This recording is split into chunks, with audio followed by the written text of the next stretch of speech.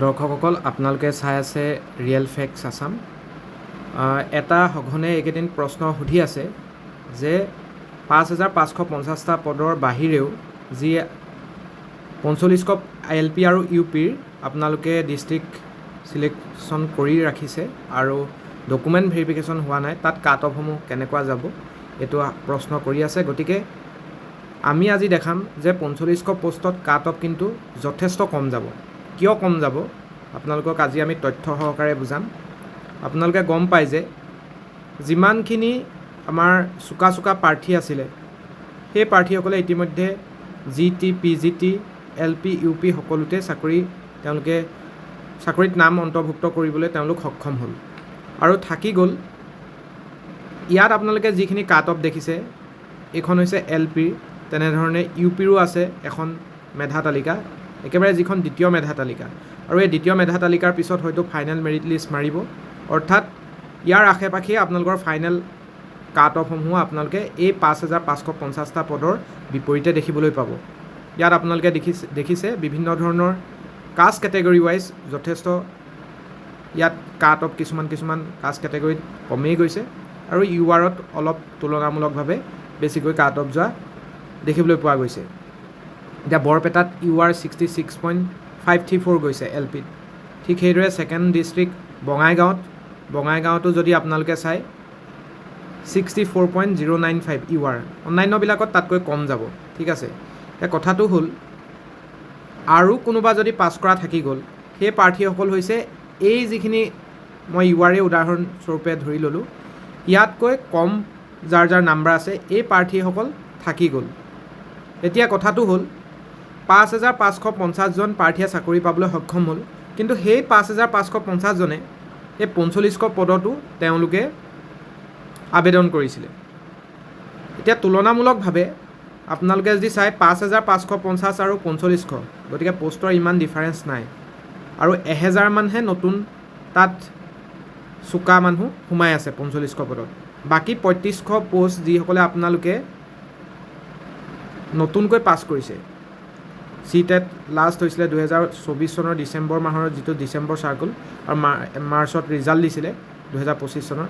সেইসকল প্ৰাৰ্থীয়ে আপোনালোকে এই 45শ পদত নতুনকৈ আবেদন কৰিবলৈ সুবিধা পাইছিলে, যাৰ CTET ক্লিয়াৰ হৈ থকা নাছিলে, কিন্তু আপোনালোকৰ 2024 চনৰ ডিচেম্বৰ চাৰ্কুলৰ যিটো CTET আপোনালোকে ক্লিয়াৰ কৰি এপ্ৰিলত যিহেতু 45শ পদৰ অনলাইন এপ্লাই হৈছিলে আপোনালোকে তাত এপ্লাই কৰি ৰাখিছে, কিন্তু তাৰ আগতে আপোনালোকৰ CTET ক্লিয়াৰ হৈ থকা নাছিলে। এতিয়া এই 5,550জনে কিন্তু সেই 45শ পদতো বা GT, PGT প্ৰাৰ্থীয়ে সেই 45শ পদতো আবেদন কৰিছিলে। যেতিয়া তেওঁলোকে নাম প্ৰত্যাহাৰ কৰি দিব আৰু তাত খুব বেছি তাত নতুন এতিয়া নোপোৱাকৈ থাকি যোৱা খুব বেছি পুৰণা মানুহ তাত 1000 মানহে আছে। আৰু বাকী আপোনালোকে যিসকলে আপোনালোকে নতুনকৈ CTET ক্লিয়াৰ কৰিছিলে, যিসকলে আপোনালোকে পুৰণা এডভাৰটাইজমেণ্টত এপ্লাই কৰিব নাপালে কিন্তু নতুনকৈ আপোনালোকে তাত কৰি ৰাখিছে, বাকী কিন্তু আপোনালোকৰ মাজতে কম্পিটিশ্যনটো হ'ব। এতিয়া আমি চাম অসমৰ পৰা কিমান সংখ্যক প্ৰাৰ্থীয়ে পাছ কৰিব পাৰে, সেইটোৱে আমি এটা এনালাইচিছ চাম। তাৰপিছত আমি বেলেগকৈ আপোনালোকৰ আগত ডিষ্ট্ৰিক্ট ৱাইজ কিমান কাট অফ যাব LP আৰু UPৰ, সেইটো আমি পৰৱৰ্তী ভিডিঅ'ত আলোচনা কৰিম। ইয়াত যদি আপোনালোকে চাই LP আৰু UPৰ কিমান কাট অফ যায় এইটো যদি আমি ভালকৈ বিশ্লেষণ কৰোঁ, 2025 বৰ্ষৰ জানুৱাৰীত ফলাফলত ভাৰতবৰ্ষৰ ভিতৰত পেপাৰ 1 কিমানে কোৱালিফাই কৰিছিলে? 1,38,389জনে কোৱালিফাই কৰিছিলে। পেপাৰ 2 কিমানে কোৱালিফাই কৰিছিলে? 1,39,000 গোটেই ভাৰতবৰ্ষৰ ভিতৰত আপোনালোকে যদি পৰিসংখ্যা চায়। আৰু ভাৰতবৰ্ষত টোটেল কেইখন চিটিয়ে অৰ্গেনাইজ কৰিছিলে? 136। এইটো মই ChatGPTত মাৰি চাইছিলোঁ, তাত ওলাইছে 136 চিটিয়ে কৰিছে বুলি ওলাইছে। আৰু এভাৰেজ হিচাপত মই ধৰি ল'লোঁ, এইটো একদম একচুৱেল হিচাপ নহয়, মই এনেই আপোনালোকক বুজিবলৈ বস্তুটো কৰি আছোঁ। কিবা চিটি কেতিয়াবা কাটিছিলোঁ, কেতিয়াবা বঢ়াইছিলোঁ, গতিকে এইটো ৰদ বদল হ'ব পাৰে। আপোনালোকক এটা আনুমানিক বিশ্লেষণ আপোনালোকে যে ধৰিব পাৰে কিমাননো প্ৰাৰ্থী আছে। গতিকে 136 যদি আপোনালোকে পাৰ চিটি চায় তেনেহ'লে কিমান হ'ব? LPত পেপাৰ 1ত 1017গৰাকীয়ে পাছ কৰিছে বুলি আপোনালোকে ধৰিব পাৰে এখন চিটিৰ পৰা। অসমত 3খন চিটি হয়, গতিকে অসমৰ 3খন চিটিত আপোনালোকে জানে যে ডিব্ৰুগড়, শিলচৰ আৰু গুৱাহাটী 3খন চিটিত হৈ থাকে। আগতে যোৰহাট আৰু তেজপুৰ ৰাখিছিলে, কাটি দিলে পিছৰ পৰ্যায়ত। গতিকে খুব বেছি অসমত LPত আপোনাৰ 3000 পৰা 3200 নতুন প্ৰাৰ্থীয়ে আপোনালোকৰ পাছ কৰিছে, বা খুব বেছি আপোনালোকৰ 3500 প্ৰাৰ্থীয়ে পাছ কৰিছে, আৰু 1000 আগতে পাছ কৰা থাকি গৈছে। গতিকে আপোনালোকে ভাবক সকলোৱে চাকৰি পাবলৈ সক্ষম হ'ব। নতুনকৈ পাছ কৰিছে আপোনালোকৰ CTET প্ৰায় 3500 মানে ধৰি ল'লোঁ। গতিকে কম্পিটিশ্যন ইমান নাই LPৰ ক্ষেত্ৰত। আছে আপোনালোকৰ খুব বেছি যিমানে আপোনালোকে কৰিছে, আকৌ সেইসকল প্ৰাৰ্থীৰ মাজত বহুতে GTPত পাই গৈছে। গতিকে একেবাৰে কম থকা কোনোবা ৰৈ যাব, কিন্তু যিসকলৰ আপোনালোকৰ এভাৰেজ মাৰ্ক আছে 55+ স্ক'ৰ কৰি ৰাখিছে, আপোনালোকে সকলোৱে চাকৰি পাবলৈ সক্ষম হ'ব।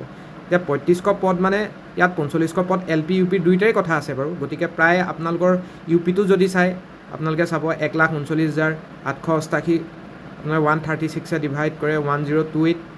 গতিকে 3খন চিটিত আপোনালোকৰ 3086জন মানে পাছ কৰি আছে বুলি ধৰিব পাৰে অসমৰ পৰা।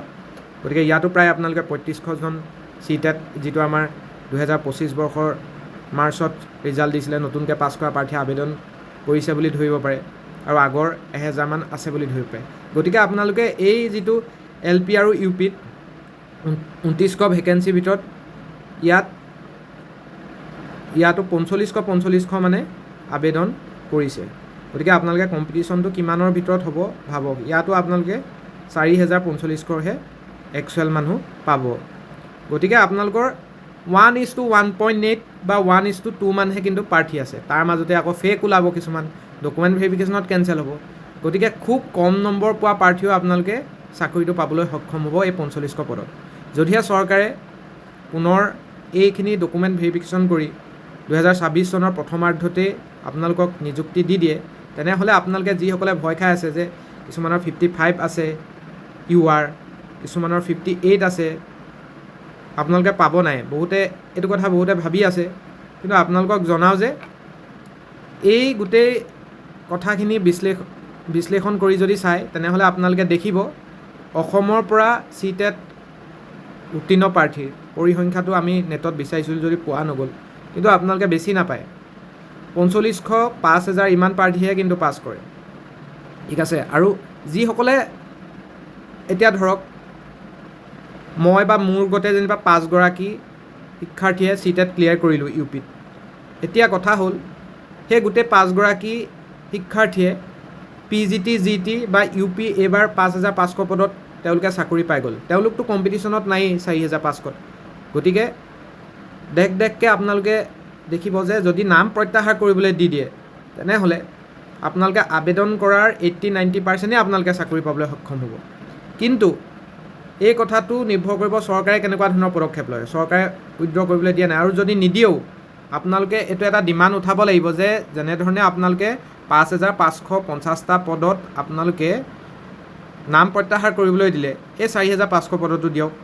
আৰু তেতিয়া কি হ'ব, খুব কম মাৰ্কছ থকা আপোনালোকে চাকৰি পাবলৈ সক্ষম হ'ব। গতিকে এইখিনি আপোনালোকে লৈ আনিলোঁ। পৰৱৰ্তী সময়ত আপোনালোকক আমি ভেকেঞ্চি লিষ্টটো চাই এই 2900 পদ আৰু LP 2900 পদ ডিষ্ট্ৰিক্ট ৱাইজ ক'ত কিমান আছে, UP 1600 পোষ্ট ডিষ্ট্ৰিক্ট ৱাইজ কিমান আছে, এই সকলো ডিটেইলছ চাই আপোনালোকক যদি পাৰোঁ UR, OBC, ST, STP, STH কিমান কাট অফ যাব পাৰে তাৰ এটা আমি ভিডিঅ' আনিবলৈ চেষ্টা কৰিম। আপোনালোকে কমেণ্ট কৰি জনাব। আপোনালোকৰ যদি প্ৰয়োজন হয় তেনেহ'লেহে আনিম। আপোনালোকে যদি কয় যে এটা এনালাইচিছ কৰিবলৈ চেষ্টা কৰিম। কিন্তু এই আপোনালোকক যিখিনি ডাটা দেখালোঁ, এটা আপোনালোকে এইখিনি সম্পূৰ্ণ এইমতেই যে পাছ কৰিছে আমি দাবীহে কৰিছোঁ, বা এটা আপোনালোকক বুজাবলৈহে কৈ আছোঁ যে 3500-4000 হয়তো ক'ৰবাত বেছিও কৰিব পাৰে, কিন্তু আপোনালোকক বুজাবলৈ চেষ্টা কৰিছোঁ যে আপোনালোকে যেনেধৰণে ভয় খাই আছে এনেকুৱা ধৰণৰ কথা নহয়। 4500 পদত আপোনালোকে মেক্সিমাম প্ৰাৰ্থীয়ে চাকৰি পাবলৈ সক্ষম হ'ব। এইখিনি আছিলে আজিৰ গুৰুত্বপূৰ্ণ ইনফৰ্মেশ্যন। গতিকে যিসকলে ফাৰ্ষ্ট ভিজিট কৰিছে আমাৰ ৰিয়েল ফেক্টছ আছাম চেনেলটো ছাবস্ক্ৰাইব কৰি ল'ব, আৰু দৰকাৰী ইনফৰ্মেশ্যন পাই থাকিবৰ বাবে ছাবস্ক্ৰাইবৰ কাষত থকা বেল আইকনটো প্ৰেছ কৰিবলৈ নাপাহৰিব, আৰু বন্ধুবৰ্গৰ লগত আমাৰ চেনেলটো শ্বেয়াৰ কৰি দিবলৈ নাপাহৰিব যিসকলে চাকৰিৰ বাবে প্ৰিপেৰেশ্যন কৰি আছে। ধন্যবাদ।